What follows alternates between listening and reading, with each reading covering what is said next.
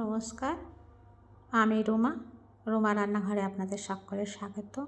আশা করি আপনারা সবাই ভালো আছেন। আপনাদের সঙ্গে আমিও ভালো আছি। আজ বানাচ্ছি চিকেন কষা। তার জন্য পেঁয়াজটাকে ভেজে নিলাম, ওর মধ্যে কিছুটা কাজু দিয়ে দিচ্ছি, দিয়ে এটাকে বেটে নেব। পেঁয়াজ ভাজাটাকে বেশ লাল লাল করে। এদিকে আমি 1 কিলো চিকেন নিয়েছি। চিকেনের মধ্যে এখনই যত মশলা দেওয়ার সব দিয়ে মাখিয়ে নেব। দিয়ে দিলাম হলুদ গুঁড়ো, লঙ্কা গুঁড়ো আর ধনে গুঁড়ো। দিলাম কিছুটা শুকনো আপনার গরম মশলা, গোটা গরম মশলা, গোলমরিচ, লবঙ্গ দিলাম, আপনার এলাচ দিলাম, দারচিনি দিলাম, দিয়ে দিলাম চিনি অল্প করে, আর দিলাম চিকেন মশলা দিয়েছি। এতে 1 চামচে বড় চামচে দই দিয়ে ভালো করে মেখে নিচ্ছি এটাকে। এরই মধ্যে এখনই ওই যে পেঁয়াজ আর কাজুটা ভেজে রেখেছিলাম সেটা পিষে নিয়েছি, সেটাকেও দিয়ে দেবো। আর দেবো আদা আর রসুনের পেস্ট, আর এতে দেবো ঘি। আমরা পরে রান্না হয়ে যাওয়ার পরে আমরা ঘি গরম মশলা দিই, আজকে কিন্তু আমি সব এখনই দিচ্ছি। এবার এই যে দিলাম পেঁয়াজের পেস্টটা, যেটা আমি কাজুর সঙ্গে ভাজছিলাম।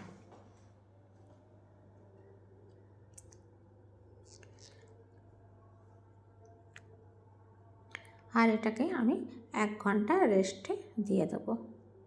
এই পেঁয়াজের পেস্টটা দিয়েও খুব ভালো করে মেখে নিলাম। এটাকে রেস্টে দিলে পরে এর থেকে জল ছাড়বে। এবার দিয়ে দিচ্ছি আদা আর রসুনের পেস্ট, আর কিছুটা পেস্ট রেখে দিয়েছি বড় চামচে 1 চামচে আমি ওতে দেবো। পেঁয়াজ যখন ভাজবো এই মাংসটা বানাবার জন্য, চিকেনটা বানাবার জন্য, তখন দেবো, মানে ভেজে দেবো আর কি। তো এখন আমি 1 ঘন্টার পর ফিরে আসবো। এখন এটাকে রেস্টে দিয়ে দিচ্ছি। এমনি করে একবার চিকেন কষা বানিয়ে খেয়ে দেখতে পারেন, বেশ ভালো হয়। 1 ঘন্টা পর ওই পেঁয়াজ ভাজার যে তেলটা ছিল তাতেই আমি জিরে, শুকনো লঙ্কা আর 2টো তেজপাতা ফোড়ন দিয়েছি। এবার এই পেঁয়াজটাকে ভাজবো। এখন আমি অল্প পেঁয়াজই দিলাম, আর কিছুটা পেঁয়াজ আমি ভেজেও দিয়েছি বেটে, সেই জন্যে খুব একটা পেঁয়াজ লাগবে না। দেখুন পেঁয়াজটা বেশ লাল করে ভাজা হয়ে গেল। এটা কিন্তু আমি একদম কালচে করে ভাজবো, কিন্তু পেঁয়াজ কষা একেবারে লাল লাল করে, যেহেতু আমি চিকেন কষা বানাচ্ছি। দিয়ে দিলাম আদা রসুনের পেস্ট। এবার এই আদা রসুন আর পেঁয়াজটা খুব লাল করে ভাজবো, একদম কালচে কালচে করে। দেখুন খুব ভালো করে ভেজেছি, সব খুব ভালো করে ভাজা হয়ে গেছে।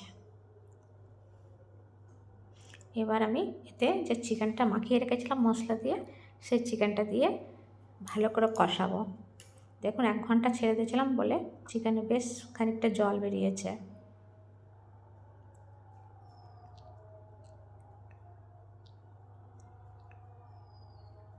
এটা আপনি পোলাওর সঙ্গে, ভাতের সঙ্গে বা রুটি পরোটার সঙ্গেও খেতে পারেন, বেশ ভাল লাগে খেতে। কিন্তু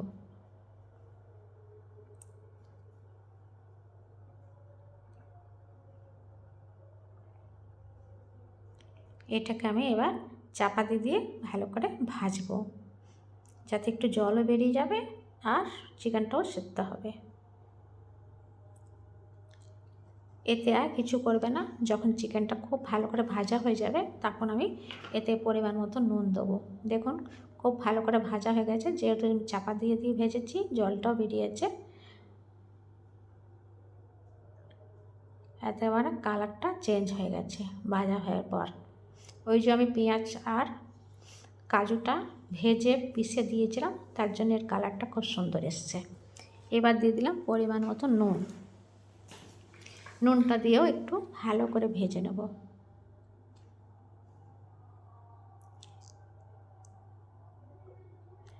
অনেক সময় কি হয়, কাজু আমরা টমেটোর সঙ্গে পিষে নিই।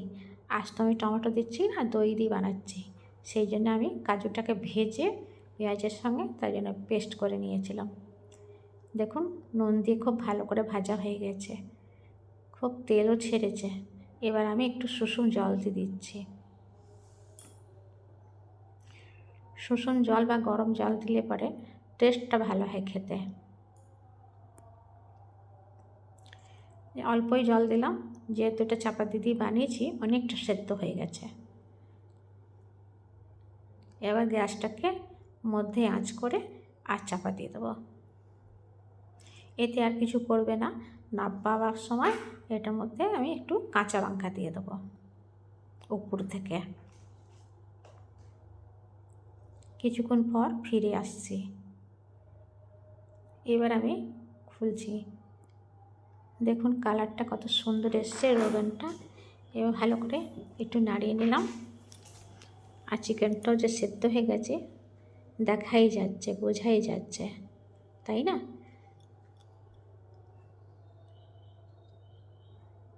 তো এর মধ্যে এবার কাঁচা লঙ্কা দিয়ে দেবো, কয়েকটা কাঁচা লঙ্কা দিয়ে দিলাম, দিয়ে আর একটু নাড়িয়ে নিলাম। এবার প্লেটে বার করে নেবো খাওয়ার জন্যে। তো আমার এই রান্নাটা আপনার কেমন লাগলো অবশ্যই জানাবেন। ভালো লাগলে পরে একটা লাইক শেয়ার করবেন আর কমেন্ট করতে ভুলবেন না। আমার পাশে থাকবেন একটা সাবস্ক্রাইব করে বন্ধু হয়ে।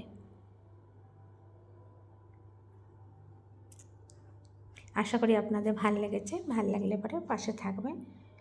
আবারও দেখা হবে আপনার সঙ্গে।